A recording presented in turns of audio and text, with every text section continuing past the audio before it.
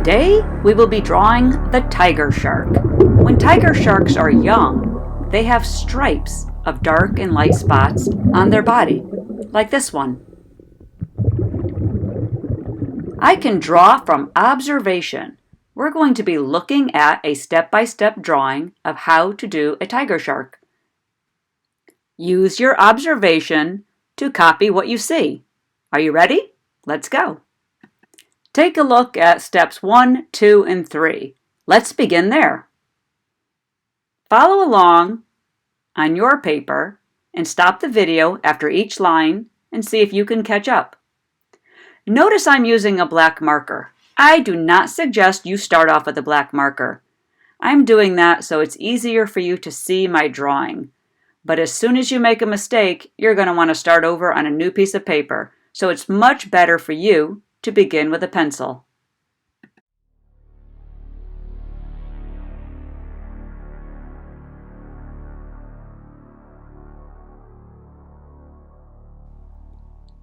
Now I'm ready to look at steps 4 and 5. I'm looking at what's missing and trying to add that to my picture. That line looks too short. There we go. That's too short. Perfect. I see some shapes coming down from above for the dark stripes on the tiger shark. And now I'm on to step 5.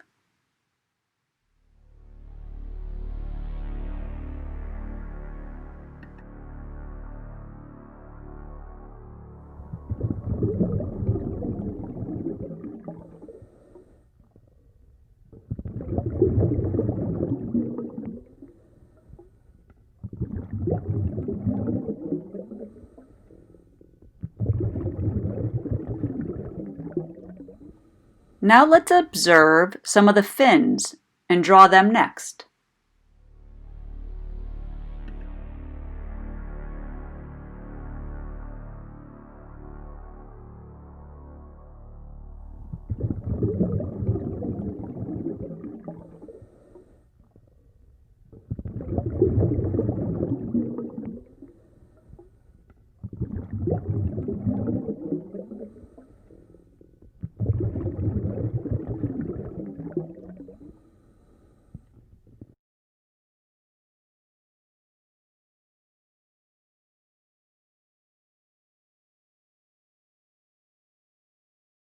Don't forget that line across the belly. Everything below that line is going to be white.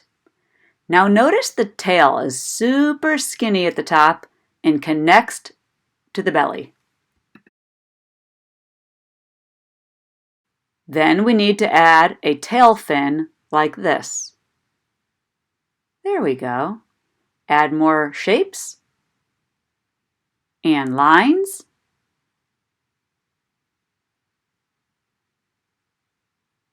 And another fin. A few more dark shapes in the inside of his mouth. I think we're done with the drawing part. I can color with different values. This is a value scale, and it was created with pencil. The lighter you press with the pencil, the lighter the value. The darker you press, the darker the value. Value means the lightness or darkness of a color. One simple way to make gray is using your regular pencil. You can press a little harder with the pencil to make a dark gray. You can press lighter to make a light gray. And you can even use some black crayon if you want to darken it even further and make it black. We'll be doing that a little bit later when we color in the shapes and stripes on the tiger shark's body. Right now, I would like you to use your lead pencil and shade in everything that's gray about the tiger shark. Please leave the belly and the white around the mouth and the tip of the nose uncolored. That's how we're going to keep it white. Fill in completely and neatly so I don't see pencil scribbles on your shark's body. Right here, look where I'm shading. Inside the shark's mouth. Make that dark.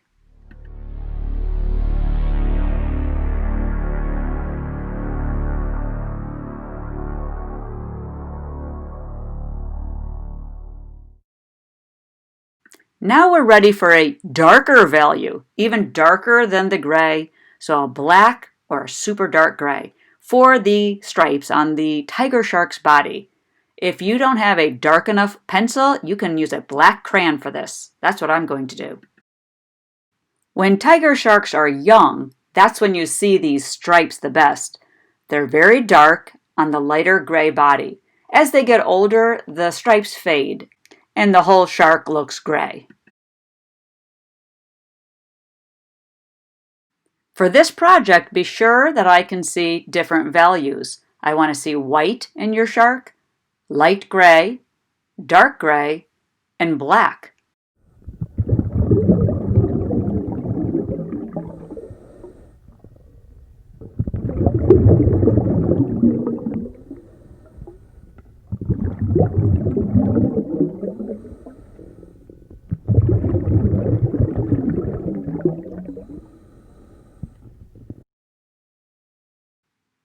I think I see a little bit of dark in the tail also. I'm going to add some black to that part. There we go. How much does your shark look like this replica of a baby tiger shark? This is a perfect stopping place for part 1 of our video. Come back next week to see the beginning of part 2. Our first I can statement for today is I can color without showing lines. Well, here's a trick for that. Instead of using the tip of your crayon, break off a small piece of light blue and peel it, and then try to draw with the side of the crayon. This will leave no lines in your artwork, and it's a real great way to fill in big areas, like the ocean. Rub everywhere, but be careful not to get any on top of your shark. Fill the entire page with light blue. You could also do this with chalk, as we may do in the art room.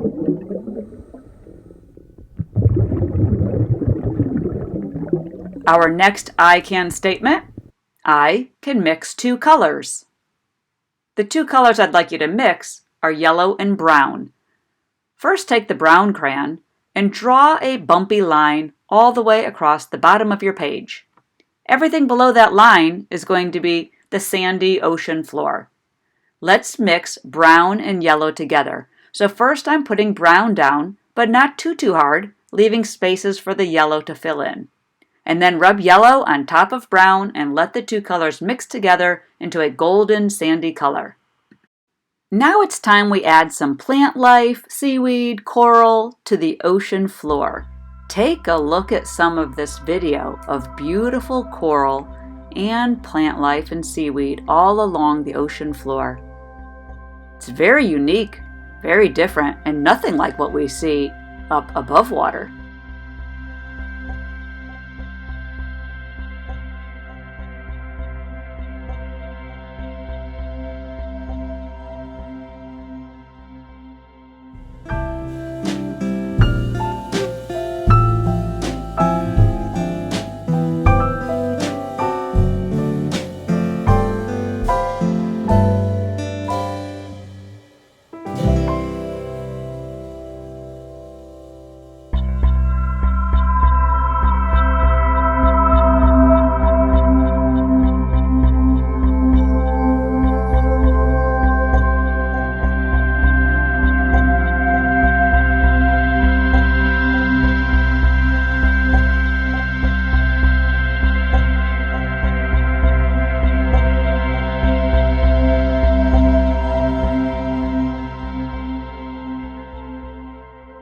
Your next I can statement is I can create special effects with blow painting.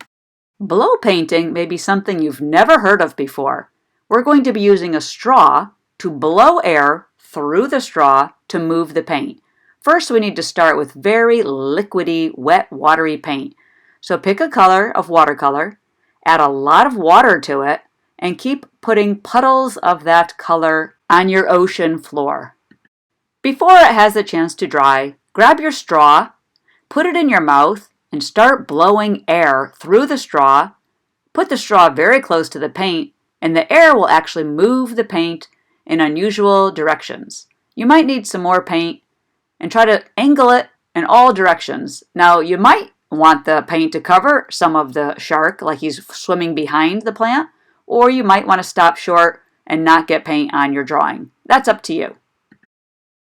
Here I am adding plenty of water to each color, making a big puddle, and blowing it from the ground towards the shark. The whole ocean floor is going to be full of colorful coral. Mine is looking very skinny and liney. The more paint you put down, the bigger the puddle, the bigger the coral. So you might try large puddles of paint. But keep it watery so it can spread.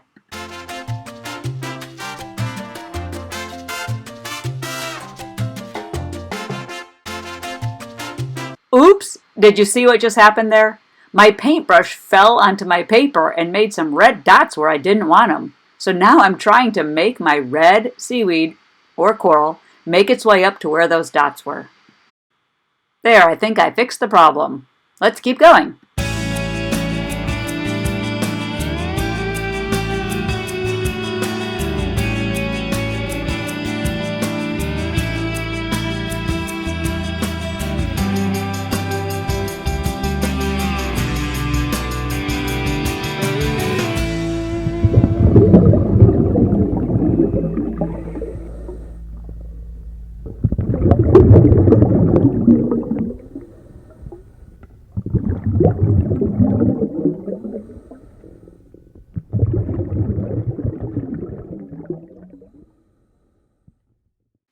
I can add details to my art. Well, here's our picture with our shark and our land, but let's add some other fish. A simple way to add a fish is to draw an oval and make a tail, a top fin, and a bottom fin. You may want to wait for your paint to dry before you do this so you don't get the blow painting on your hand. Now I'm adding some stripes and other colors to my fish. Let's try another one over here. This one will be thinner and longer, but it still has the tail at one end, and the top fin, and the bottom fin. You can even add some fish in your coral.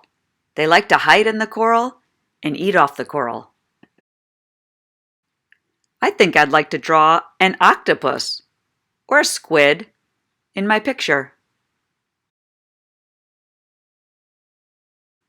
What other details can you think of? This will make your picture unique. We won't all have the same thing.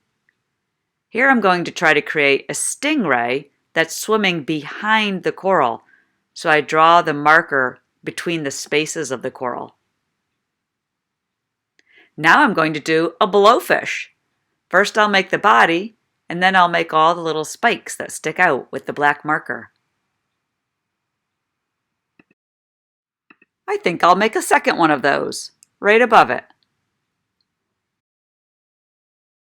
Added a shell and a starfish on the sandy portion. Maybe you can think of something to put down there too. You know what I forgot? I forgot to shade in those dark spots on my triangles.